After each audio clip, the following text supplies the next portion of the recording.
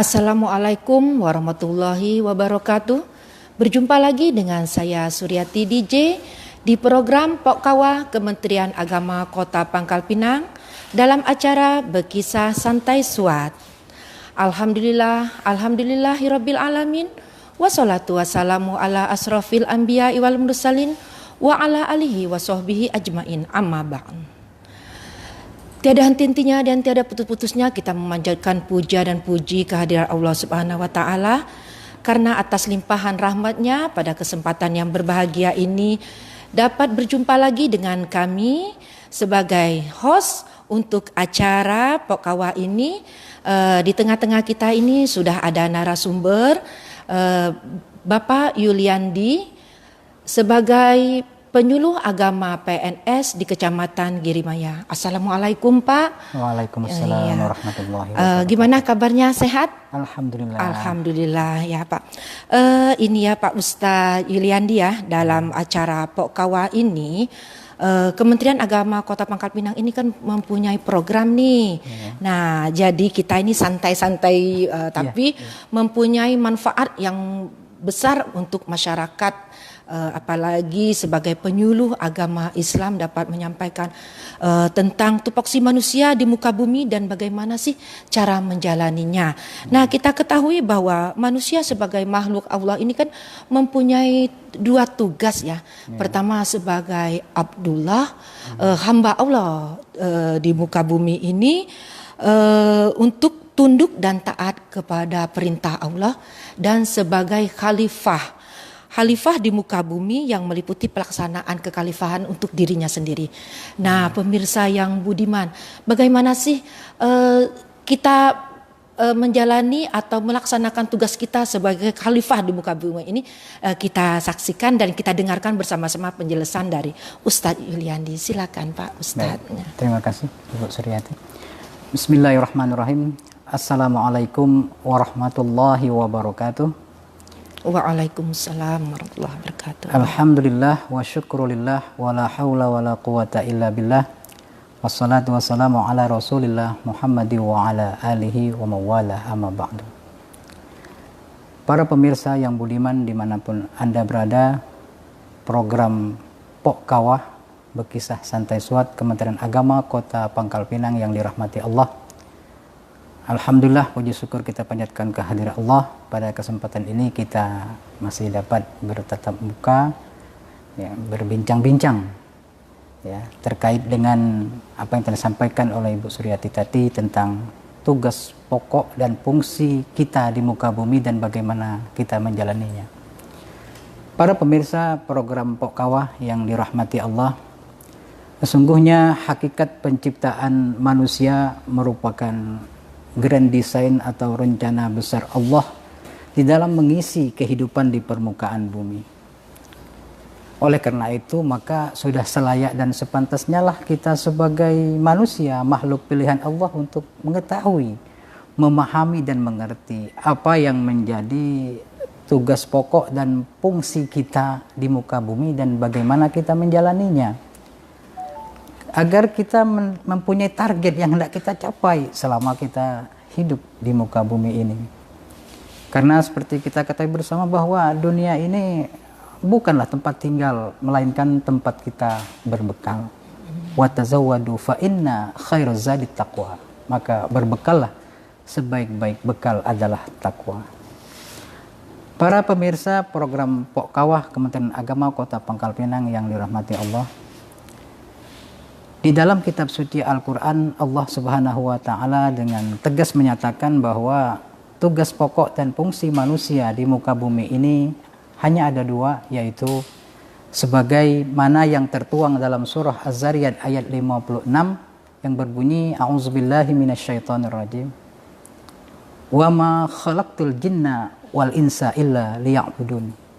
Dan tidak aku ciptakan jin dan manusia kecuali semata-mata untuk beribadah kepadaku.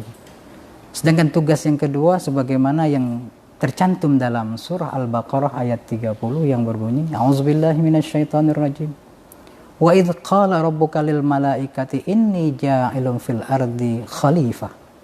Dan ingatlah ketika Tuhanmu berkata kepada para malaikat, sungguhnya aku akan mengangkat seorang khalifah. Para pemirsa program Pok Kawah yang dirahmati Allah, kata ibadah dalam surah Az-Zariyat ayat 56 tadi mengandung makna vertikal hablum minallah yang memposisikan kita sebagai hamba Allah. Sedangkan makna khalifah dalam surah Al-Baqarah ayat 30 tadi mengandung makna horizontal hablum minan nas yang memposisikan kita sebagai wakil Allah di muka bumi. Para pemirsa program Pok Kawah yang saya hormati, sebagai hamba Allah kita dituntut untuk selalu menjalankan segala perintahnya dan menjauhi segala larangannya. Perintah Allah merupakan wujud ketaatan kita kepada Allah Subhanahu wa ta'ala. Karena kalau hanya sekedar yakin dan percaya kepada Allah namun tidak melaksanakan perintahnya, maka iblis laknatullahu alaihi sampai hari kiamat pun tidak akan pernah bertauhid kepada Tuhan lain selain Allah. Kita tidak pernah mendengar iblis bertuhan kepada matahari, bertuhan kepada bintang, atau bertuhan kepada kebendaan lainnya. Tapi iblis bertauhid kepada Allah. Namun sayang, iblis tidak bersyariat. Iblis tidak melaksanakan perintah Allah Subhanahu wa ta'ala. Maka kita pun, manusia pun demikian halnya, akan bernilai sama. Kalau kita hanya sekedar iman kepada Allah semata, hanya bermodal keyakinan, hanya bermodal percaya, hanya bermodal menerima saja Allah sebagai Tuhan, tapi tidak melaksanakan perintahnya, maka nilai kita pun sama seperti iblis. Tidak sholat, tidak zakat, tidak puasa, dan sebagainya. Adapun larangan Allah merupakan wujud kesempurnaan takwa kepadanya. Karena definisi takwa yang sebenarnya adalah melaksanakan segala perintahnya, menjauhi segala larangannya. Mengingat larangan Allah ini dibangun di atas hikmah dan maslahat, maka setiap pelaku pelanggaran terhadap larangan Allah sudah pasti mendapatkan atau mendatangkan mudarat dan mendapatkan hukuman baik di kehidupan dunia maupun di kehidupan akhirat sebagaimana yang telah dialami oleh umat-umat terdahulu. Saya kira demikian Ibu Suryati. Oke. Tadi kan sudah papar masalah perintah Allah itu ya. Nah, sebagai hamba Allah ini, perintah yang bagaimana sih yang harus kita kerjakan itu, Pak Ustadz? Baik, terima kasih. Para pemirsa, perintah Allah Subhanahu wa ta'ala itu terbagi menjadi dua kategori. Ada yang perintah yang bersifat ta'abudi, ada yang bersifat ta'akuli. Yang bersifat ta'abudi ini perintah yang harus dicerna dengan hati yang tulus, hati yang ikhlas, biqalbin salim. Ya. Artinya perintah yang bersifat ta'abudi ini perintah yang tidak menggunakan logika. Sedangkan perintah yang bersifat ta'akuli adalah perintah di mana perintah ini berkesesuaian dengan naluri, hakikat atau fitrahnya manusia, ya, sesuai dengan logika manusia. Nah, terkait dengan perintah Allah yang bersifat ta'abudi ini, maka kita harus berpegang kepada tekstual dalil, baik berupa ayat maupun berupa hadis. Artinya tidak ada ruang bagi kita untuk berimprovisasi, berinovasi, berlogika. Karena logika berpikir kita ini tidak akan pernah sanggup untuk menembus apa yang menjadi kehendak Allah Subhanahu wa ta'ala. Bila perintah Allah yang bersifat ta'abudi ini kita logika, maka lambat tapi pasti, pelan tapi pasti akan terjadi pembangkangan. Sebagaimana yang dulu diperbuat oleh iblis laknatullahu alaih ketika Allah Subhanahu wa ta'ala perintahkan dia untuk sujud kepada Adam alaihissalam. Iblis berlogika bahwa perintah Allah Subhanahu wa ta'ala itu tujuannya untuk kebaikan. Nah, kalau kebaikan itu sudah saya raih, apa fungsinya perintah? Atau saya sudah melaksanakan perintah tapi kebaikan tidak pernah muncul atau tidak pernah tiba, apa fungsinya perintah? Maka iblis enggan, iblis menolak karena iblis merasa bahwa kebaikan itu sudah diraih olehnya. Maka tidak ada lagi fungsi perintah. Sehingga pembangkangan iblis ini membuat Allah bertanya. Allah berkata, qala ma mana'aka alla tasjuda iz amartuka. Allah bertanya kepada iblis. Iblis menjawab, qala ana khairum minhu khalaqtani min narin wa khalaqtahu min tin. Aku lebih baik daripada Adam. Engkau ciptakan aku dari api sementara dia dari tanah. Ini suatu logika berpikir yang sesat, yang mengakibatkan pola sikap yang tak taat. Karena logika berpikir iblis merasa dia lebih baik. Menurut logika berpikir iblis bahwa kemuliaan, keutamaan itu dilihat dari unsur penciptaan. Ciptaannya ya. Ya. Maka manusia pun demikian halnya. Kalau sampai ada perintah Allah yang bersifat ta'abudi ini di logika, maka pelan tapi pasti akan sama nilainya seperti iblis. Contoh misalkan berwudu. Kenapa wudu itu kalau batal berwudu yang dicuci, yang batalkan belakang, yang dicuci muka? Iya betul. Iya kan? Secara logika kan nggak masuk. Ya, berarti logika tidak bisa dipakai. Tidak bisa dipakai dalam hal ta'abudi ini. Ya. Kalau orang berwudu seharusnya kalau kentutnya di belakang yang dibasuh belakang dong. Ya, kalau betul, logikanya kan betul, begitu. ya. Tapi kenapa harus dibasuh di muka? Ya. Tapi karena ini perintah, jalani. Sama misalkan jilbab nih, jilbab ya, untuk para wanita ini, wanita muslimah. Ya. Perintah berjilbab itu dalam Al-Ahzab 59 itu wajib perintah. Ya. Jadi semua wanita muslimah itu wajib berjilbab, itu perintah. Jangan sampai ada logika yang mengatakan begini, jilbabkan dulu hatimu. Oh iya. Iya kan? Kadang-kadang iya sudah kan? pakai bahasa kiasan-kiasan iya, ya. Sudah dulu. Ya. Untuk apa berjilbab kalau hatinya kotor gitu kotor, kan lah, betul, mulutnya betul, ember ya. Itu beda. Perintah berjilbab itu ya berjilbab, beda dengan larangan berhati kotor atau menebarkan berita hoak. Percuma tuh berjilbab kalau kerjanya menebarkan berita hoak, bukan begitu. Perintah Allah berjilbab kepada wanita muslimah itu hukumnya wajib. Jangan dilogika lagi ya. Perkara dia berakhlak tidak baik itu lain persoalan, itu larangan. Itu hubungan dia dengan Allah lah ya. Atau misalkan sholat subuh. Kenapa sholat subuh harus 2 rakaat? Ya. Padahal kita baru saja istirahat. Kenapa sholat asar 4 rakaat? Padahal kita sedang keringat. Nah, misalkan begitu. Iya. Ya sudah, tidak usah dilogika, jalani saja. Oleh karena itu perintah Allah yang bersifat ta'abudi ini, ya, hanya ada satu kata, sami'na wa ata'na. Kami dengar dan kami taati. Para pemirsa yang budiman, yang dirahmati Allah, perintah Allah Subhanahu wa taala yang bersifat ta'abudi ini, dia bersifat mutlak. Bersifat mutlak itu artinya hukumnya statis, ya tidak berubah. Oh, iya. Artinya begini, yang bersifat ta'abudi ini selama rukun dan syaratnya terpenuhi, ya, dimanapun dan kapanpun dalam keadaan apapun, tak ada satu alasan apapun yang dapat menggugurkan kewajiban. Ya. Contoh misalkan sholat fardu.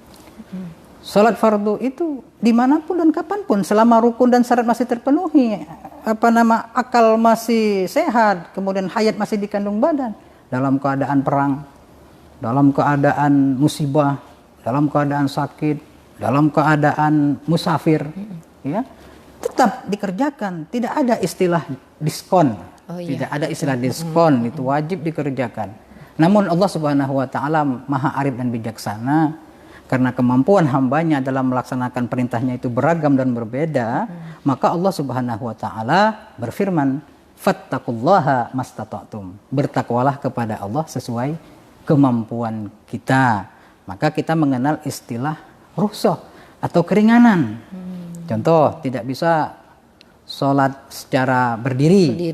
Kita bisa duduk, tidak bisa duduk, kita berbaring, tapi tetap gitu menjalankan, tetap menjalankan sholat, bahkan tidak bisa berbaring, hanya bisa pakai isyarat, pakai isyarat. Ini maknanya apa? Bahwa perintah Allah yang bersifat ta'abudi ini berstandar minimal, berstandar minimal ukuran sebagai hamba Allah. Artinya apa? Kalau perintah yang bersifat ta'abudi ini dikerjakan, maka standar minimal seorang muslim itu adalah ini. Selama dia masih mengerjakan perintah Allah ini, maka dia masih dianggap sebagai hamba Allah. Contoh sholat fardu tadi. selama seseorang masih mengerjakan sholat fardu 5 waktu, meskipun dia tidak pernah melaksanakan sholat sunat nawafil lainnya sepanjang hidupnya, tidak pernah tahajud, tidak pernah duha, tidak pernah witir dan sebagainya, tapi dia tidak pernah meninggalkan sholat fardu 5 waktu, maka dia masih dianggap sebagai hamba Allah. Nah itu, jadi perintah Allah yang bersifat ta'abudi ini, ya, yang hukumnya wajib ini berstandar minimal. Minimal dia mengerjakan itu, dia masih dianggap sebagai hamba Allah Subhanahu wa taala. Sekira demikian. Oke. Tadi kita berbicara masalah perintah Allah. Otomatis pasti ada juga sih larangan-larangannya ya. Bagaimana sih kita menyikapi larangan Allah itu, Pak Ustadz? Baik, sebagai hamba Allah kita bukan hanya melaksanakan perintahnya, namun kita juga harus menjauhi segala larangannya. Nah, larangan Allah Subhanahu wa taala, kita tidak boleh hanya berpegang kepada tekstual dalil semata. Ya. Kita juga harus berpegang kepada kontekstual. Apa sebabnya? Karena larangan Allah itu tidak melekat pada wujud kebendaan, juga tidak melekat pada insting atau naluri manusia. Pada dasarnya semua yang ada di permukaan bumi, semua yang ada di langit, ya, semuanya diperuntukkan untuk kehidupan kita sebagai manusia. Sebagaimana firman Allah dalam surah Luqman ayat 20 yang berbunyi, A'udzubillahi minasyaitonirrajim. Alam tarau annallaha sakhkhara lakum ma fis samawati wa ma fil ard wa asbagha 'alaikum ni'amahu zahiratan wa batinatan. Apakah kalian tidak pernah merenung, memperhatikan, mengkaji bahwa apa yang ada di langit, apa yang ada di bumi, semuanya diperuntukkan untuk kehidupan manusia. Telah kami tebarkan nikmat di antara keduanya itu, nikmat kami di antara keduanya itu, baik yang nampak maupun yang tidak tampak. Maka para ulama sepakat hukum asal dari segala sesuatu itu adalah boleh. Al aslu fil asya'i ibahah hatta yadullud dalilu ala tahrimiha. Hukum asal dari segala sesuatu itu adalah boleh sampai adanya dalil-dalil atau unsur-unsur yang menunjukkan atas pengharamannya.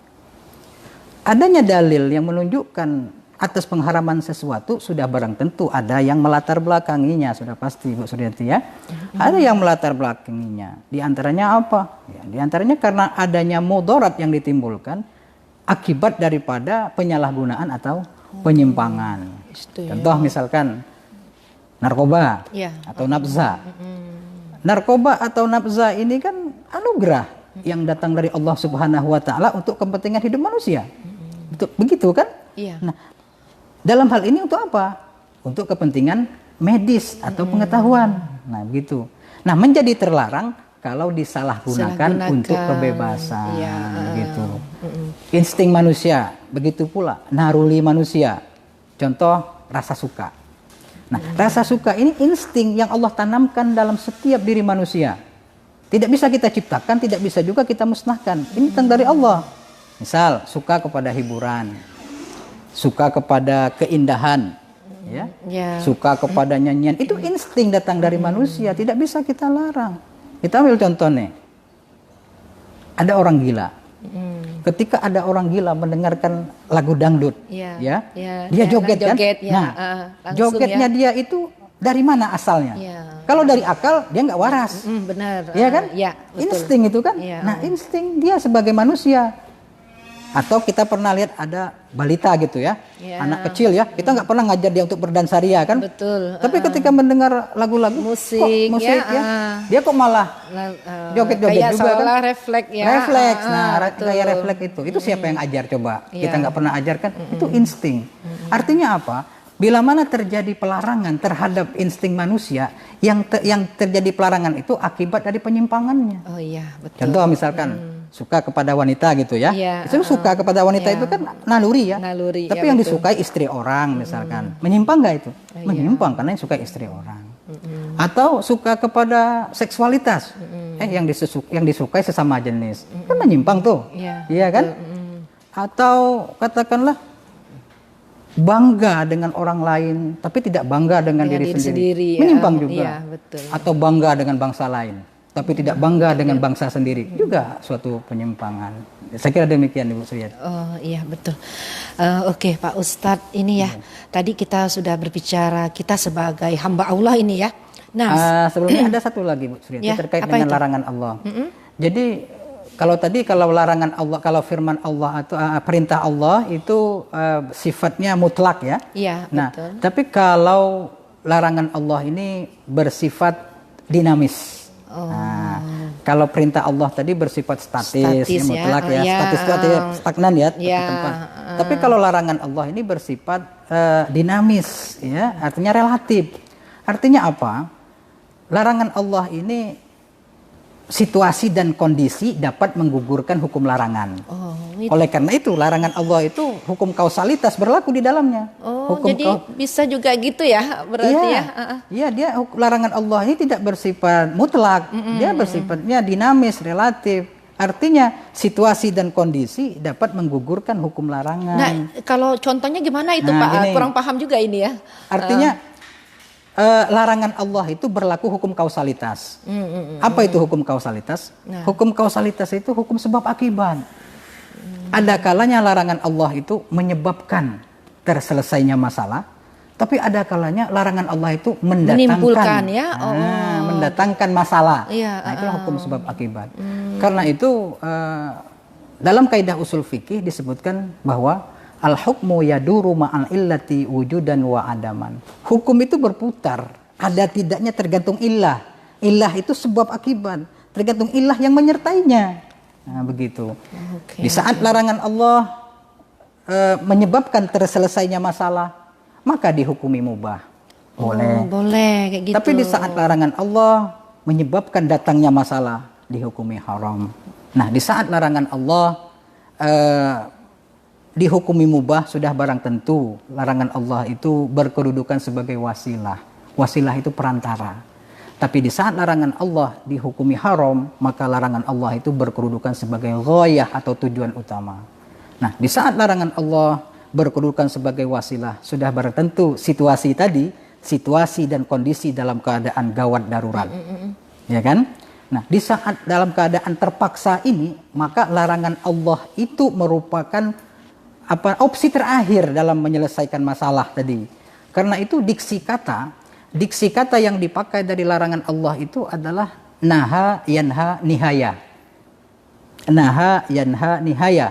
Nah, itu apa itu Pak Ustadz nih? Padahal itu kan larangan artinya ya. Padahal kata larangan dalam bahasa Arab itu bukan cuma naha, ada juga mana'a, ada nakaro gitu ya. Tapi kenapa menggunakan diksi kata naha yanha nihaya? Kata nihayah itu artinya penutup, pamungkas atau penyelesai. Penyelesaian ya. Jadi kata nihayah di sini, larangan Allah itu diyakini menjadi opsi terakhir di dalam menyelesaikan masalah. Nah, itu maksudnya itu karena terpaksa tadi. Nah, karena larangan Allah ini hanya dibenarkan sebagai wasilah semata, tidak dibenarkan sebagai ghayah, maka semua pelaku pelanggaran terhadap larangan Allah sudah barang tentu diponis berdosa dan diberi hukuman. Apa sebabnya? Karena sudah melampaui batas nihaya, melampaui batas terakhir dari perkara yang dibenarkan oleh syariat. Oh, itu ya hukum sebab akibatnya itu ya. Hukum sebab akibat tadi. Kita ambil contoh Bu Suryati, ini dalam pertemuan kita nih. Dalam jamuan kita di sini misalkan semua minuman ada nih. Semua dari minuman air putih, kemudian susu, madu dan semuanya ada. Selama ada minuman beralkohol tadi. Nah, itulah maksud nihayah dalam hal ini. Saya kira demikian Bu Suryati. Oke. Tadi Pak Ustadz ini udah panjang lebar ini ya, menjelaskan tentang kita sebagai hamba Allah ini ya, tugas utama kita sebagai hamba Allah. Nah, otomatis ada juga sebagai khalifah. Khalifah kita di muka bumi ini. Nah, bagaimana sih kita menjalankannya ya Pak Ustadz ya? Baik. Para pemirsa program Pokkawa Bekisah Santai Suat Kementerian Agama Kota Pangkal Pinang yang dirahmati Allah. Sebagai khalifah Allah, kita diberi mandat, kita diberi kewenangan oleh Allah untuk mengatur, menjaga, memelihara keseimbangan hidup yang ada, ekosistem yang ada di permukaan bumi ini. Kita dituntut oleh Allah Subhanahu wa taala beda berlainan, mukhalafatuhu lil hawadisi, berlainan dengan makhluk yang lain. Itu kan sifat wajib bagi Allah. Nah, jadi apa?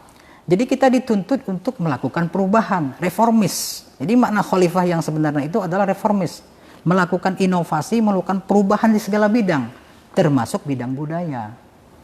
Jadi budaya itu bukanlah perkara yang harus dipertentangkan dengan agama selama tidak bertentangan gitu ya. Maka dibenarkan ya. Nah, kreativitas atau kreasi manusia itu bukanlah perkara yang terlarang. Kreativitas manusia itu yang terlarang itu adalah potensi yang ditimbulkan.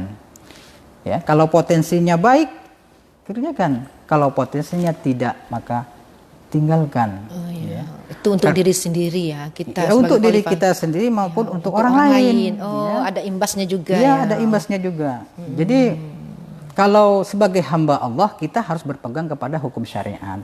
Betul, sebagai hukum syariat harus kita pegang. Tapi sebagai khalifah Allah kita harus berpegang kepada hukum manfaat selama tidak bertentangan dengan syariat. Jadi begini, kalau hukum syariat itu ada perintah. Ada perintah. Ada perintah, tidak ada larangan, hukumnya wajib. Karena al-aslu fil amri lil wujub. Hukum asal dari suatu perintah itu adalah untuk kewajiban. Nah, kalau ada larangan tetapi tidak ada perintah, namanya haram. Karena hukum asal daripada larangan, al-aslu fin nahyi lit tahrim. Hukum asal daripada larangan itu adalah haram. Nah, bagaimana perintah nggak ada, larangan nggak ada? Nah, perintah nggak ada, larangan nggak ada, maka kita kembali kepada hukum asal, yaitu mubah. Boleh.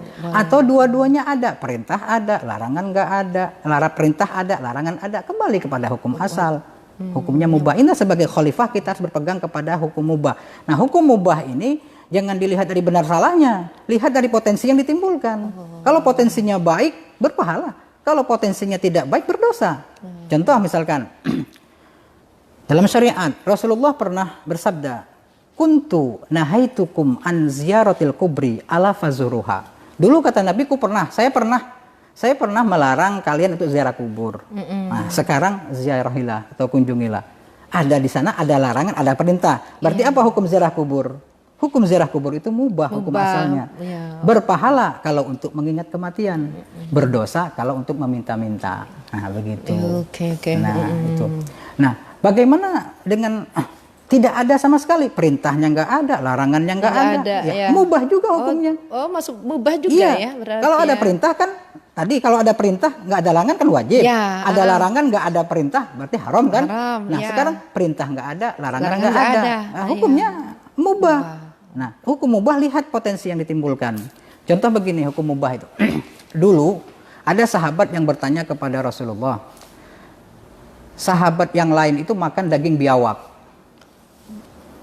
Nah, ketika sahabat itu makan daging biawak, nah sahabat yang lain bertanya kepada Rasulullah, "Ya Rasulullah, bagaimana pendapat Rasulullah terhadap sahabat yang makan daging biawak?" Rasulullah diam. Inilah disebut dengan hamiyahnya Rasul, bagian daripada hadis Nabi. Rasulullah diam. Rasulullah tidak melarang, juga tidak memerintahkan. Iya kan? Iya. Berarti kan nggak ada nih hukum ya. Ya nggak? Nah, maka hukum makan daging biawak gimana? Nah, tergantung potensi yang ditimbulkan. Kalau yang makannya tidak menimbulkan mudarat, silakan. Tapi kalau yang menimbulkan mudarat, ya jangan. Sakit ataupun apa ya? Iya, sakit. Atau dalam pergaulan sehari-hari, misalkan apa hukum nongkrong pinggir jalan? Ada nggak perintahnya dalam agama nongkrong pinggir jalan? Nggak ada. Larangannya ada? Nggak ada juga. Jadi hukumnya apa? Ya mubah. Berpahala kalau menghindari dari pejalan kaki dari begal gitu ya. Nah, misalkan begal jadi takut dengan anak muda nongkrong, ya berpahala. Tapi kalau apa namanya untuk usil atau mengganggu pejalan kaki ya hukumnya menjadi dosa. Jadi dong, asas gitu. manfaatnya. Asas manfaatnya yang perlu kita ambil dari tugas kita sebagai khalifah Allah. Maka kita diperintahkan untuk berinovasi, termasuk inovasi di segala bidang. Seperti kita di Kementerian Agama, berinovasilah sebanyak mungkin selama tujuannya untuk kebaikan, dan ingat tidak bertentangan dengan syariat, itu dibenarkan. Maka perkara-perkara apapun yang terjadi di masyarakat selama itu mendatangkan kebaikan dan tidak mendatangkan tidak bertentangan dengan syariat, itu dibenarkan. Oke, Saya kira demikian. Oke, pemirsa yang berbahagia dimanapun berada, begitu banyak informasi-informasi pembelajaran yang kita terima oleh Pak Ustadz ini, yang disampaikan oleh Pak Ustadz ini ya. Ternyata kita sebagai hamba Allah di muka bumi ini mempunyai peran yang penting juga ya. Iya, betul. Pertama, kita harus melaksanakan perintahnya dan menjauhi segala larangannya, yang artinya kita harus berpegang teguh pada hukum syariat. Nah, kemudian sebagai khalifah Allah di muka bumi ini juga kita harus berpegang teguh kepada asas manfaat. Iya, sepanjang tidak bertentangan dengan hukum syariat. Demikianlah, terima kasih Pak Ustadz.